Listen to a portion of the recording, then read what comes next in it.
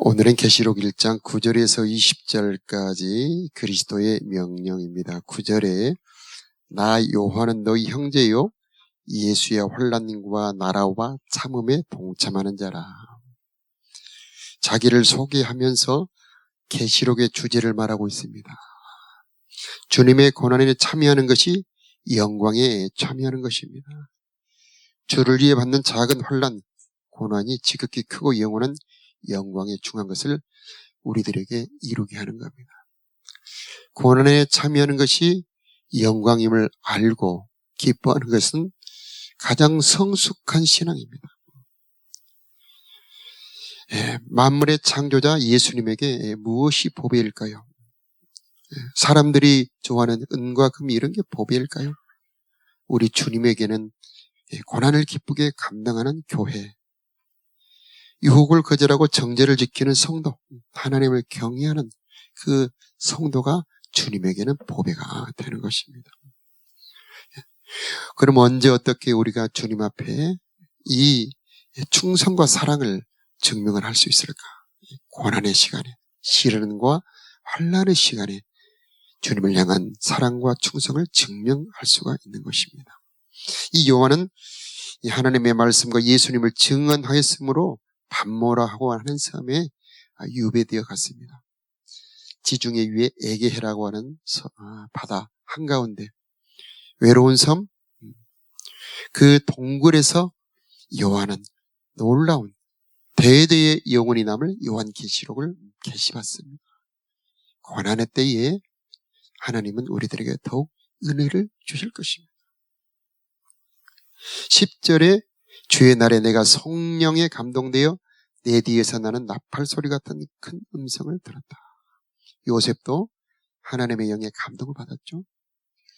주님의 날에 성령의 감동을 받았다. 주일날은 안식의 날, 평강을 주시는 날, 은혜 주시는 날이죠. 예배를 사모하며 귀하게 여기는 자들에게 주시는 선물이 바로 성령의 충만, 성령의 감동입니다. 하나님을 사랑하는 자들을 위하여 예비한 모든 것들이 많다고 말씀하셨는데 그것은 어떤 사람의 눈이나 귀로 마음의 생각으로도 알 수 없다. 그러나 오직 하나님의 성령으로 이것을 우리들에게 알게 해주신다고 말씀해 주셨습니다. 신령한 일은 신령한 것으로 분별할 수 있다 말씀하셨습니다. 오직 성령의 감동을 받은 자들만이 하나님의 선물을 받을 수가 있는 것입니다. 성령의 감동은 머리로 알고 있는 하나님의 말씀이 우리들의 마음을 가득 채우고 우리들의 의지를 움직여서 우리들의 삶의 행동으로 움직일 수 있도록 하는 힘입니다. 그래서 오늘 우리의 기도의 제목은 하나님 나를 성령으로 감동하게 하옵소서. 기도의 제목이 되어야 하겠습니다. 11절에 내 보는 것을 두루마리에 써서 7 교회에 보내라. 왜 직접 말씀하시지 않고 편지를 써서 보내라 하실까요? 출애굽기 20장에 보면은 백성들이 와서 모세에게 부탁을 합니다. 하나님이 직접 말씀하지 말게 하소서. 모세 당신이 듣고 우리들에게 전해주소서. 우리가 하나님의 말씀을 들으니 죽을 것 같습니다. 그런데 모세 당시에 주셨던 하나님의 말씀보다 이 요한계시록, 이 계시록 1장에 하시는 말씀은 더욱 엄청난 말씀입니다. 히브리서 12장에 보니까 너희가 선 곳은 하늘의 예루살렘이다. 천만 천사들 앞이다. 교회와 만민의 심판자이신 하나님 앞에 있다. 그래서 구약의 말씀보다 신약 복음의 말씀은 더욱 오미하고 영광의 말씀입니다. 그런데 우리가 이것을 직접 받는다면 얼마나 두렵고 떨리겠습니까? 이 1시간 말씀을 듣는다는 것은 우리로 하여금 감당할 수 없을 겁니다. 그런데 우리는 이것을 돌이나 종이에 기록된 말씀으로 받을 때에 평안한 가운데 하나님의 말씀을 받을 수가 있는 것입니다. 다만 한 가지, 우리는 하나님의 말씀을 받을 때 귀하게 받아야 됩니다. 경외하는 마음으로 받아야 되는 것입니다. 삼가 말하신 자를 거역하지 말아라. 계시록의 말씀을 받을 때에 사모하는 마음으로 경외하는 마음으로 받는다면 이 말씀의 능력이 우리를 다스려 주실 것입니다. 12절에 몸을 돌이켜 나에게 말한 음성을 알아보려고 돌이킬 때에 7 금촛대를 보았습니다. 먼저 말씀을 듣습니다. 그리고 그 다음에 주님을 발견합니다. 먼저 우리는 말씀을 사모함으로 들을 때에 그 말씀하시는 분도 볼 수 있게 될 것입니다. 주님을 바라볼 때 우리들은 힘이 옵니다. 12절 이하에 보면은 그 주님의 모습이 나오고 있는데 이 주님의 모습은 재림하실 영광의 주님, 하나님 보좌 우편에 계신 영광의 주님의 모습입니다. 이 영광의 모습은 우리들에게 은혜를 베푸실 모습을 다 담고 있습니다. 그래서 그 한 절 한 절 한마디 한마디 안에 우리에게 어떤 은혜를 베푸시는지를 오늘 설명하고 있는 것입니다. 그와 비교해서 십자가에 달리신 예수님, 초림 예수님의 모습은 고운 모양도 없습니다. 고운 풍채도 없습니다. 흠모할 만한 아름다운 모습도 아니었습니다. 사람들이 때리면 맞고 침 뱉으면 수치 모욕을 당하는 연약한 모습으로 오셔서 우리들의 모든 죄와 질고를 다 담당하셨습니다. 그래서 우리에게 죄의 모습, 우리들에게 정죄감이 올 때는 십자가에 달린 연약한 예수님을 바라보아야 되는 겁니다. 자, 우리들에게 고난이 올 때는 영광의 예수님을 바라봐야 되는 겁니다. 우리로 하여금 온전케 하시는 분, 그분을 바라볼 때에 우리는 힘을 얻을 수가 있을 것입니다. 13절에 보면 그분이 어디에 계십니까? 촛대 사이에 계십니다. 촛대는 20절에 보니까 교회를 말합니다. 예수님이 계신 곳이 어디입니까? 교회 사이를 왕래하십니다. 성도들 사이에 왕래하십니다. 오늘 이 자리에도 주님이 함께 계신 줄로 믿습니다. 너희가 내 이름으로 모이는 곳에 2-3 사람이라도 내가 너희 중에 함께 있느니라 말씀하셨습니다. 너희가 내 이름으로 구하면 다 들어주신다고 말씀해 주셨습니다. 교회가 계신 곳은 바로 촛대 사이입니다. 교회는 뭘 말합니까? 교회는 영광의 신부죠. 우리가 서로 주님을 경배하고 화목하며 예배하는 자리에 주님은 우리와 함께 계시고 온갖 은혜를 베풀어 주시고 우리를 돌봐 주시는 겁니다. 주님의 관심은 신부에게 있습니다. 주님은 신부되는 교회를 떠나지 않습니다. 촛대 사이를 왕래하고 계십니다. 신부가 흠과 티가 없도록 단장하시며 보살피시는 분이 바로 우리들의 영광의 주님이십니다. 발에 끌리는 옷을 입고 계신다고 그러죠. 룻기에 보면은 룻이 보아스에게 이 시녀를 주의 옷자락으로 덮어주세요. 그렇게 부탁합니다. 영광의 주님의 옷자락은 우리를 덮어주시는 거룩한 임재, 신령한 은혜를 말합니다. 우리를 깊이 만나주시는 은혜를 말합니다. 룻을 덮어주었던 보아스의 옷자락처럼 우리 주님이 우리를 덮어주실 때에 세상이 줄 수 없는, 알 수도 없는 은혜와 깊은 만남을 가질 수가 있는 것입니다. 그래서 우리 주님은 이곳에 함께 계실 때 기도하는 기도 제목, 주님 나를 주의 옷자락으로 덮어 주시옵소서. 보아스의 옷자락으로 룻을 덮어 주었을 때 룻의 운명이 바뀌었죠. 우리도 마찬가지입니다. 주님의 거룩한 인재를 체험하는 성도는 전혀 다른 삶을 살아가게 되는 것입니다. 영광의 주님, 장차 오실 주님은 미래에만 계시는 분이 아니고 지금 여기 함께 계시는 주님이라고 하는 겁니다. 교회를 돌보시고 은혜를 베푸시는 주님이라고 하는 겁니다. 성도들을 사랑하는 성도들, 사모하는 성도들에게 오늘도 옷자락으로 덮어주시는 사랑의 주님이라고 하는 겁니다. 그 다음에는 가슴에 금띠가 나오죠.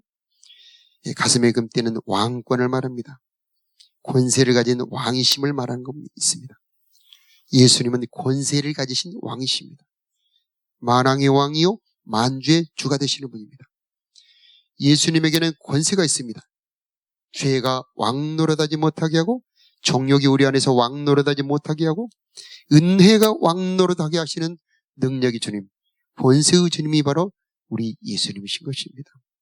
그래서 우리의 기도 제목, 하나님 오늘도 나에게 왕노릇하여 주시옵소서. 은혜가 나를 왕노릇하게 하여 주시옵소서. 성령이 나를 다스려 주시옵소서. 말씀이 나를 다스려 왕노릇하여 주시옵소서. 죄가 나를 왕노릇하지 못하도록 나를 지켜 주시옵소서. 이렇게 기도해야 될 것입니다. 자, 우리 사이에 그분이 권세를 가지신 분이 우리 사이에 내 곁에 계신다는 겁니다. 은혜와 의의 선물을 넘치게 받는 자들은 한 분 예수 그리스도로 말미암아 생명 안에서 왕노릇하리로다. 금띠를 띠고 계신 예수 그리스도를 옆에 계신 분은 생명 안에서 왕노릇할 수가 있습니다. 어떤 저주도 슬픔도 어떤 두려움도 어떤 탐심도 우리를 지배할 수가 없습니다. 왜냐하면 가슴에 금띠를 띠고 계신 왕이신 예수님이 우리 곁에서 우리를 지키고 보호하고 계시기 때문인 것입니다. 14절에 보면 그 머리와 털의 희기가 흰 양털 같고 눈 같다. 성결한 분이십니다. 또 우리를 정결하게 하시는 분이시고요. 그의 눈은 불꽃 같다고 그러시죠? 우리를 감찰하시는 분이십니다. 우리들의 안고삼을 아시고 멀리서도 내 생각을 아시고 나의 모든 길과 내가 눕는 것을 살펴보시고 모든 행동도 익히 보고 알고 계시는 분. 나의 아픔과 괴로움도 알고 계시고 나의 뭐가 필요한지 필요도 알고 계시고 나의 미래도 다 알고 계시는 분. 그분이 바로 우리들의 주님이라고 하는 것입니다. 그리고 그분이 교회를 보호하시고 성도 사이에 왕래하시며 우리와 함께 계신다고 하는 겁니다. 15절에 보면은 발이 풀무불에 단련한 빛나는 주석 같다. 이것은 원수 대적을 짓밟는 권세를 말합니다. 하나님이 아브라함에게 약속하셨죠. 메시가 대적의 문을 얻을 것이다.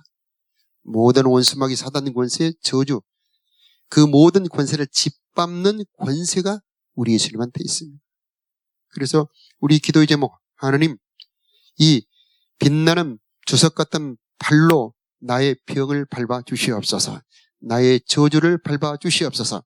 나를 괴롭히는 원수마귀도 밟아 주시옵소서.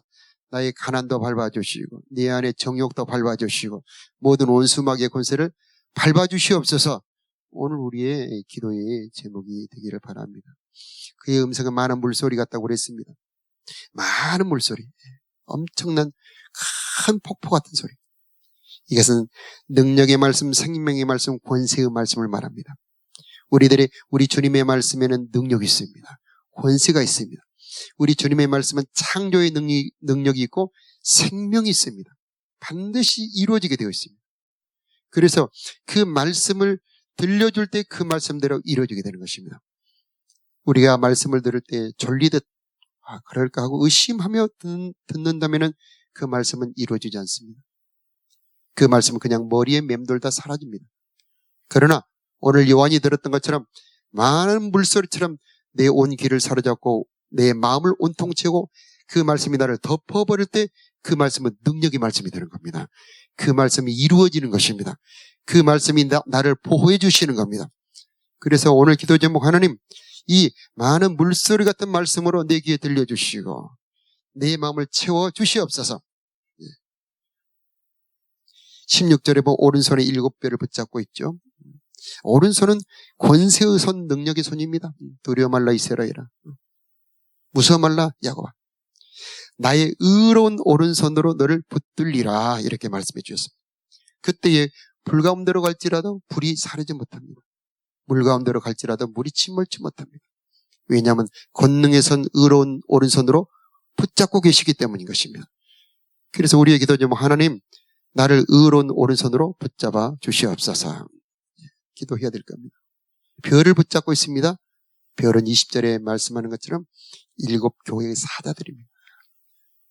목회자들이고 바로 우리 리더들입니다. 여러분, 각 제자반의 섬기는 리더분들, 또 각 봉사의 리더분들, 여러분들에게는 주님이 붙잡고 계심을 기억하시기 바랍니다. 은혜 주심을 기억하시기 바랍니다. 하나님은 리더들을 통해서 은혜 주시고 생명 주시고 말씀 주시고 힘과 권세를 주시는 것입니다. 하나님은 의로운 오른손으로 별들을 붙잡고 일하시는 분이시다라고 하는 겁니다. 이 의로운 오른손으로 붙들어 주신 것 영적 권세를 말합니다. 사람들이 인정하든 인정하지 않든 하나님이 인정하시는 겁니다. 이 사도들을 만물의 찌꺼기처럼 대했습니다. 사람들이. 복음을 전파하던 초기에 바울을 비롯한 수많은 복음 전파자들은 로마의 가혹한 핍박을 받았죠. 지금 상상할 수 없는 엄청난 핍박을 받았는데 나중에 보니 그 로마를 정복해버립니다. 하나님의 말씀은 반드시 이루어지고 주님의 의로운 손은 권세가 있습니다. 하나님의 말씀대로 여러분 주님의 손에 붙잡히시길 바랍니다. 주님의 손에 붙잡히는 자에게 능력이 나타납니다. 하나님 나도 주님의 의로운 오른손으로 나를 붙잡아 주시옵소서. 그때 하나님은 여러분을 들어쓰는 거예요. 여러분의 말 속에 주님이 말씀하시고 여러분이 가는 곳에 주님이 함께 가시고 여러분이 하는 일에 주님이 함께 일해 주시는 겁니다.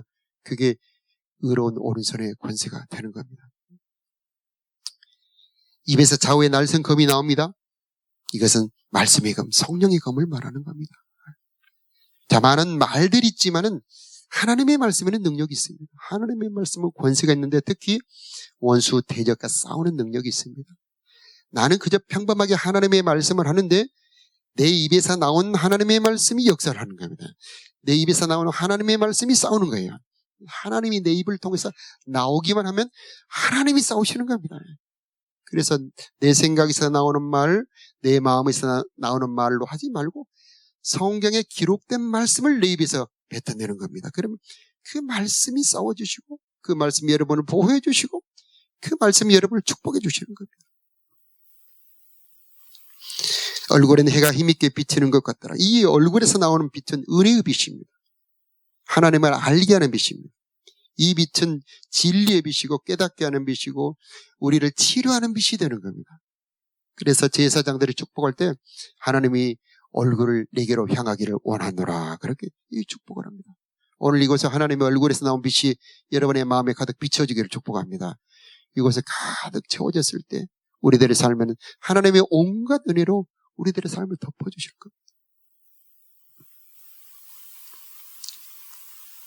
우리들의 무기는 육체에 속한 것이 아니고 오직 하나님에게서 나오는 것이고 우리들의 빛은 하나님의 얼굴에서 나오는 것입니다. 17절에 보니까 내가 볼 때에 그 발 앞에 엎드려져 죽은 자같이 되었다. 하나님의 영광을 보고 그 앞에 설 자는 없습니다. 주님의 영광을 볼 때 그 앞에 엎드려지는 것입니다. 내가 그분 앞에 엎드려질 때에 지금 말했던 그 모든 하나님의 영광이 내 삶에 들어올 수가 있는 것입니다. 주님의 영광이 임재하는 곳에 바로 그것이 하나님의 나라입니다. 그래서 내 삶에 어둠이 가득할수록 주님 앞에 엎드리는 겁니다. 주님, 그 영광의 빛을 나에게 비추어 주시옵소서. 그때 주님이 엎드리는 자들에게 빛을 비춰주시고 엎드리는 자를 의로운 오른손으로 붙들어 주시는 겁니다. 그 다음 절에 보니까 18절에 보니까 주님께서 그를 붙들어 주십니다. 그가 오른손을 내게 얹고 17절에 그가 오른손을 내게 얹고 이르시되 두려워하지 말라. 엎드려지는 자에게 하나님의 의로운 오른손으로 붙잡아 주는 겁니다. 오늘 이 새벽에 진심으로 그 영광 앞에 엎드려지는 저 여러분 되기를 바랍니다. 겸손한 자, 내 자아가 죽어진 자, 온전히 나는 주님의 것입니다 하고 엎드려진 자에게 하나님이 모든 은혜를 부어주시게 될 겁니다. 나는 처음이요 마지막이라. 이 처음은 창조자를 말합니다. 알파가 되시는 분, 내 삶을 시작하게 하시는 분, 내게 생명을 주신 분, 구원을 주셔서 다시 시작하게 하신 분, 나에게 성령을 주셔서 하나님의 삶을 살게 하신 분, 알파가 되시는 하나님, 나의 시작이 되신 하나님. 그러나 그분은 또 마지막이 되시는 분, 나의 삶의 목적이 되시는 분, 바로 그분이 우리 주 예수 그리스도와 나의 삶의 방향이 되는 것입니다. 18절에 곧 살아있는 자라 내가 전에 죽었었노라. 볼지어다 이제 세세토록 살아있어 사망과 음부의 열쇠를 가졌다. 전에 죽었지만은 이제 살아나신 분, 이분은 생명의 주님이 되시고요. 살리는 분이십니다. 이분은 죽으셨다 살아나셨기 때문에 우리를 도울 수가 있습니다. 그분은 모든 죄와 사망에서 우리를 구원하시고 부활의 생명을 주셔서 우리로 하여금 새 삶을 살 수 있도록 만들어 주십니다. 이분은 세세토록 살아 있습니다. 이단들은 그러죠. 시대마다 구원자가 있다고? 그렇지 않습니다. 우리 예수님은 어제나 오늘이나 영원토록 동일하신 분이십니다. 세세토록 살아있는 분입니다. 그분이 여러분과 동행하시길 바라고요. 그 생명이 여러분을 살려주길 바랍니다. 사망과 음부의 열쇠를 가졌다고 그럽니다. 원래 사망 권세는 마귀가 가지고 있었습니다. 죄를 가지고 우리를 지배하고 사망의 두려움으로 우리를 지배하고 살았습니다. 살아가면서 두려움과 저주로 우리를 지배하고 살았습니다. 그러나 이제 예수님이 사망 권세를 가졌습니다. 예수님이 사망과 음부의 열쇠를 가지고 우리를 구원하시고 그 사망에서 우리를 보호하시고 영원한 부활 생명을 우리들에게 주시는 분이 되었다. 예수님께서 죽은 자들을 다시 일으키실 권세를 가지시고 영원한 사망에서 우리를 다시 살려주실 것입니다. 자, 19절에 그러므로 내 본 것과 지금 있는 일과 장차 될 일을 기록하라. 자, 왜 장차 될 일을 우리가 알아야 됩니까? 지금 현재를 바로 살기 위해서입니다. 미래를 바로 보지 못하면 현재를 바로 살 수가 없습니다. 미래를 바로 할 때 지금 내가 여기서 무엇을 해야 되는지를 알 수 있게 되는 겁니다. 지금 당하는 어려움과 고난, 이것은 나를 그저 멸망시키고 소멸시키는 고난이 아니오 장차 영원한 영광을 이루는 고난이다 라고 하는 것을 우리에게 분명히 보여주는 겁니다. 요한계시록을 읽었던 로마의 성도들, 로마의 제국을 이깁니다. 핍박을 이깁니다. 그리고 교회사에서 결국 온 세계를 복음화시키는 기지가 됩니다. 미래를 아는 자들이 지금 현재를 바로 살 수 있으니 우리 계시록 말씀을 계속 보게 될 텐데 이 계시록 말씀을 통해서 현재의 고난도 이기며 현재의 혼란과 방황도 견디며 하나님 앞에 바로 걸어갈 수 있는 은혜의 성도들이 되기를 축복합니다. 20절에 보면은 내 본 것. 그래서 계시록은 처음부터 끝까지가 다 장차될 일이 아닙니다. 세 부분으로 되어 있어요. 19절에 보면 내 본 것. 본 것의 내용은 20절에 지금 있는 일과 장차될 일을 기록하라고 그러죠. 그래서 계시록에는 지금 있는 일도 기록이 되어 있어요. 당시 기록된 당시로 말하자면. 그리고 장차될 일도 기록하고 있습니다. 즉 장차될 일을 미리 알므로 지금 현재를 회개할 수 있고 더 열심을 낼 수 있고 바로 살아갈 수가 있게 되는 것입니다. 계시록의 모든 말씀은 교회에 주시는 말씀입니다. 교회. 그래서 계시록의 모든 말씀이 저와 여러분의 말씀이 되어서 힘을 얻고 용기를 얻고 고난을 극복하는 생명 말씀 되기를 축복합니다. 자, 우리 함께 기도하는 시간 갖겠습니다.